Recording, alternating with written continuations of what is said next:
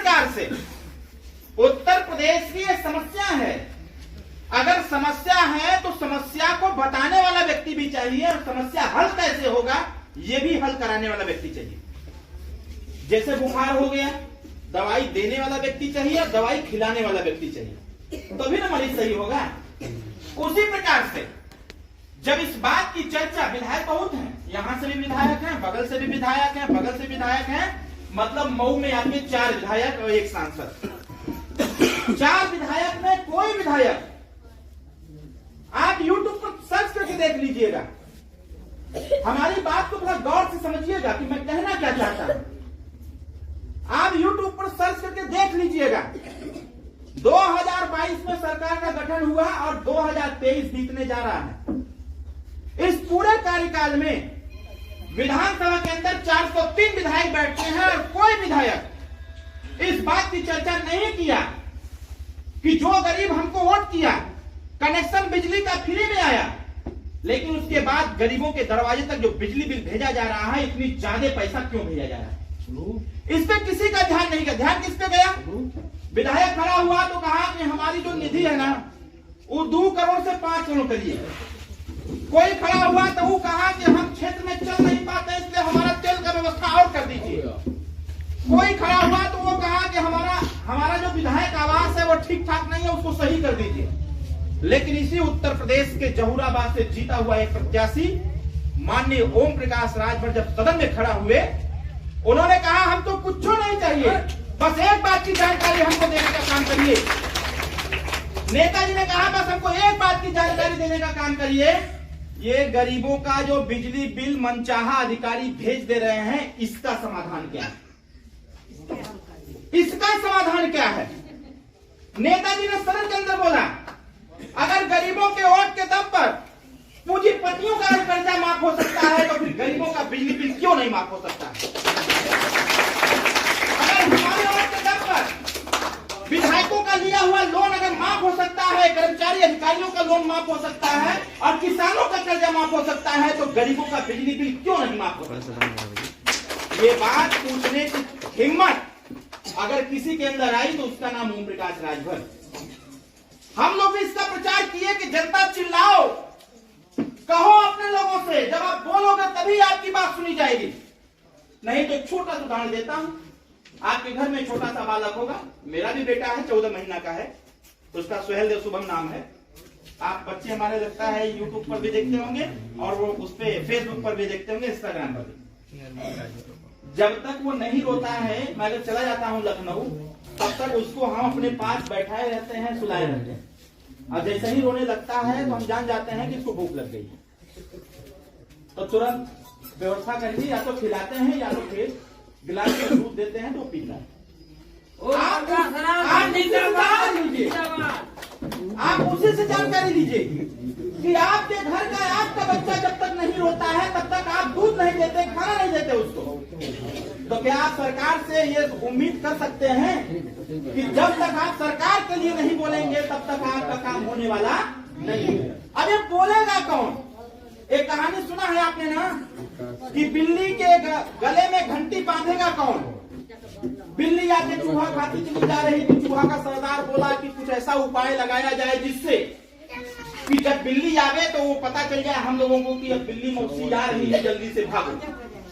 लोगों ने निर्णय लिया, सरकार ने निर्णय लिया कि ऐसा है कि जब बिल्ली के गले में घंटी बांध देंगे तो जब भी बिल्ली अपने यहाँ से चलेगी तो हम लोग को जानकारी हो जाएगा, हम सभी लोग अपने अपने बिल में। अब हुआ क्या? निर्णय तो हो गया, लेकिन बात यहाँ जाके अटक गई कि आखिर बिल्ली के गले में घंटियां बांधी के न बिल्ली के गले में घंटी बंध पाई न चूहा को खाने की व्यवस्था रुक पाई। उसी प्रकार से जब माननीय नेताजी ने आवाज लगाया तो हमने 4 नवंबर को जब मुख्यमंत्री जी के सामने अपनी बात को रखने का व्यवस्था किया, जब मैं गया मुख्यमंत्री जी के सामने, उनसे मैंने कहा, जब उन्होंने पूछा क्या हालचाल है, हमने कहा कि सर हालचाल तो ठीक है। पूछे जनता का, हमके जनता एकदम परेशान है। कहें क्यों? हमने कहा इसलिए कि जो प्राइवेट सेक्टर से आपके विद्युत विभाग में कर्मचारी आए हुए हैं, ये गरीबों के दरवाजे तक बिजली बिल अपने हिसाब से भेज रहे हैं। कहें अपने हिसाब से मतलब? अच्छा सर, गरीब एक बल्ब लगा रखा है, तो पंखा, और उसके दरवाजे पर बिजली बिल जा रहा है 20,000 25,000। अब गरीब कहां से भरेगा? कहें ऐसा होता है? हमके सर यही होता है, आप जांच करा लीजिए, अगर हमारी बात सत्य साबित होती है तो सर इसके खिलाफ कोई कठोर कानून बना दीजिए। उन्होंने कहा ठीक है। मुझे 7 तारीख को फोन आता है, सारा डिटेल मैं प्रोवाइड कराता हूं, बहुत सारे लोगों का बिजली बिल कलेक्ट करता हूं और ले जाकर के सीधे प्रमुख सचिव को देता हूं। महेश गुप्ता प्रमुख सचिव इस समय है विद्युत विभाग के। महेश गुप्ता जी के सामने मैं सारा चीज रख देता हूं, उसको वेरीफाई करते हैं और उसी दिन एक नियम बनता है। 8 तारीख से नियम लागू हुआ कि बिजली बिल पर जो ब्याज है, जो चक्रवृद्धि ब्याज इन्होंने लगा करके धड़ाधड़ सबको भेज रहे हैं, लंबे समय से लोग बिल नहीं जमा किए हैं तो ब्याज पर ब्याज दे करके लोगों द्वारा तक भेजे। 8 तारीख को निर्णय हुआ कि जितने लोग बिजली बिल से परेशान हैं वो जहां बिजली बिल जमा करते हैं वहां जाकर के फार्म मिल रहा है, वो फार्म लेकर के आपका जो बिजली बिल है और उसको छोड़ करके उस पर जितना ब्याज लगा हुआ है वो सारा ब्याज 8 नवंबर से लेकर के 30 नवंबर तक माफ कर दिया गया था। उसके 100%, 100%। उसके बाद रुक जाओ यार, सुनने की क्षमता रख मर देता इसे। अगर हम आ लेना है तो ऐसे ही ना लेगा, ठीक ना? कौन मिलेगा उनको, कौन जानकारी देगा भाई?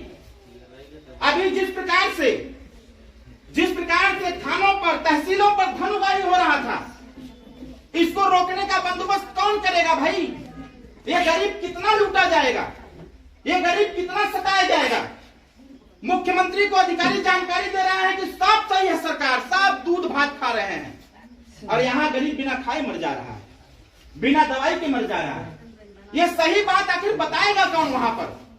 मुख्यमंत्री से मिलने के पीछे बस यही कारण रहता है। जब बताया मैंने 4 नवंबर को, जब हमने बताया कि सर थानों पर धन उगाही ज्यादा हो गई है, बिना पैसा लिए गरीबों का एप्लीकेशन नहीं लिया जा रहा है, तहसील पर शौचालय के नाम पर लोग पैसा लेते हैं, मुख्यमंत्री जी ने 9 तारीख को घोषणा किया, एंटी करप्शन टीम को तैयार किया और एक नंबर जारी किया गोरखपुर से। गोरखपुर में उसकी संस्थान बनी, एक नंबर जारी किया है, नंबर टोल फ्री नंबर है, कहीं भी किसी व्यक्ति से पैसा मांगा जाता है सीधे इस पे डिटेल नोट करे और 1 हफ्ता के अंदर उस अधिकारी को टंगवा करके भिजवा दिया जाएगा जेल, कोई उसको रोक नहीं पाएगा।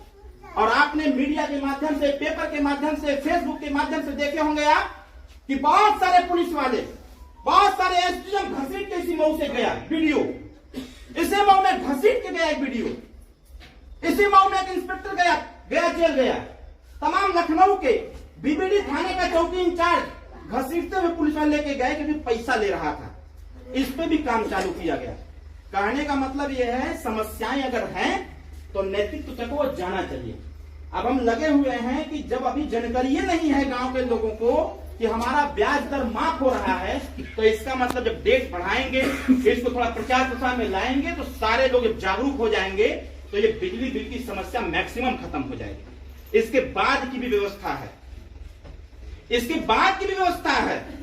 टोटल उत्तर प्रदेश का जो बिजली बिल का बकाया है वो 664 करोड़ रुपया है, 664 करोड़ रुपया, और 8,000 करोड़ रुपया लगा करके राम मंदिर का निर्माण कराया जा रहा है। बहुत सारा पैसा लोगों ने भेजा है ट्रस्ट में। हम लोग जब बात करते हैं तो सिस्टमेटिक बात करते हैं। माननीय योगी जी से उधर भी सदन में कहा गया कि इसको माफ कर दीजिए, उन्होंने कहा कि माफ इकट्ठे कर देंगे तो सब गड़बड़ा जाएगा, इसीलिए सब्सिडी उसको, ब्याज को घटा करके ब्याज को समाप्त किया जा रहा है। धीरे धीरे हम लोग फिराक में हैं। जितना घरेलू बिजली है, घर के प्रयोग में जितना बिजली आता है, दिल्ली और पंजाब के तर्ज पर उत्तर प्रदेश में भी 300 यूनिट बिजली निःशुल्क कर दिया जाए ताकि गरीबों का बिजली बिल आना ही बंद हो जाए, गरीब अपना काम करे, बच्चों को पढ़ाने लिखाने का इंतजाम करे। ये व्यवस्था हम चाहते हैं।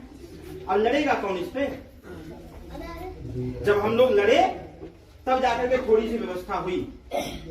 आज व्यवस्था की जा रही है कि आपकी बात आपके तक कैसे पहुंचेगी, सरकार की योजनाएं आपके गांव के घर तक कैसे पहुंचेगा, इसके लिए एक योजना चलाई जा रही है। आप भी टीवी पेपर में देख रहे होंगे कि गांवे गांवे एक थे मोदी जी का गाड़ी आवा था, और गाड़ी आकर के पूरी योजना बतावा था, कागज पेपर सब दे था कि भाई तुम लोग जागरूक हुआ, हई करो, हऊ करो, ऐसे करो, वैसे करो।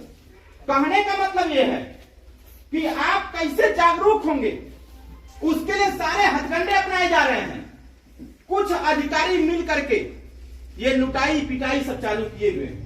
ऐसे लोगों के खिलाफ भी कार्रवाई हो रही है। तो मेरा कहने का मतलब यह है कि जब जागरूक रहेंगे, एकत्रित रहेंगे, इकट्ठा रहेंगे, हम जैसे लोग जब आएंगे तो छोटी छोटी बातों को बताएंगे। जैसे यहाँ इतने लोग हैं, अभी जितेंद्र भाई ने बताया कि जो इलाज के नाम पर, जैसे एक तीसरी समस्या थी, जानकारी के लिए बता दें आपको, जैसे इस समय आयुष्मान कार्ड बन रहा है, सरकार का निर्देश जारी हुआ कि एक राशन कार्ड में 6 यूनिट जिसका होगा उसी का आयुष्मान कार्ड बनेगा। काहे भाई, जेकरे राशन कार्ड में 2 लोग 3 लोग हों उनका काहे ना बनी। इस बात को कल जब मुख्यमंत्री जी से कहा गया तो उन्होंने कहा कि ये तो गलत है।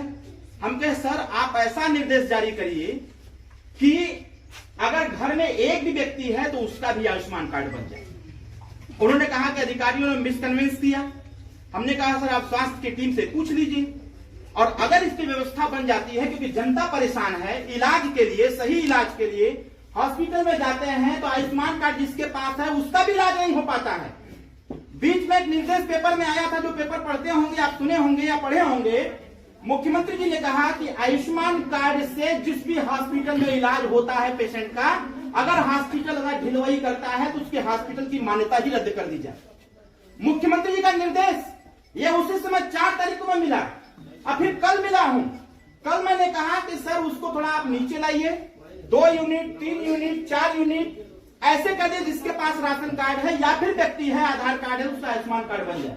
उन्होंने बोला कि टीम कैबिनेट बैठती है, इसके बाद विचार करके हम करते हैं। चौथी 5वीं चीज, जैसे जितेंद्र जी ने बताया कि माननीय ओम प्रकाश राजभर जी ने 17 करोड़ रुपया दिया इलाज के लिए। क्या हमारे घरे रखल का पैसा, हमारे घर तो पैसा नहीं रखा था। हर विधायक हर सांसद का नियम है ये। आपके क्षेत्र में किसी की तबीयत खराब होती है, गंभीर बीमारी से परेशान है, तो यहाँ का विधायक, यहाँ का सांसद इलाज के लिए उनको 500 रुपया से लेकर के 25 लाख रुपया दे सकता है, आराम से दे सकता है। उसको कोई आपत्ति नहीं, बस एक पत्र लिखना है, साइन करके भेज देना है कि भाई इस गरीब का है, व्यवस्था हो जाएगी। हम लोग इसी बात को कह करके अब तक 17 करोड़ से ज्यादा हम लोगों ने इलाज में पैसा दे दिया है। और यहां भी कह रहा हूं, कोई सुने चाहे मत सुने, आप किसी सरकारी अस्पताल से या आयुष्मान कार्ड से अटैच जो अस्पताल हैं वहां का एस्टिमेट हम लोगों को दीजिए और 10 दिन के अंदर जितना इलाज का पैसा वो बना के दे देगा एस्टिमेट, उतना पैसा आपको दिला करके परिवार का इलाज करा दिया जाएगा। किसी से कर्ज लेने की आवश्यकता नहीं।